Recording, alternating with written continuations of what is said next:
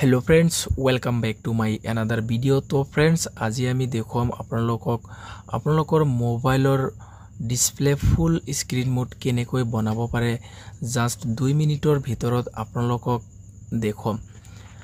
প্ৰথমতে আপোনালোকে সেটিংছত আহিব, আপোনালোকৰ মোবাইলৰ সেটিংছত আহিব, সিম্পলি এনেকৈ সেটিংত আহিব। সেটিংত অহাৰ পিছত আপোনালোকে এটা কাম কৰিব, ওপৰত যিখন সাৰ্চ বাৰ দেখাইছে এই সাৰ্চ বক্সত আপোনালোকে সাৰ্চ কৰি দিব নেভিগেশন বাৰ NAVIGATION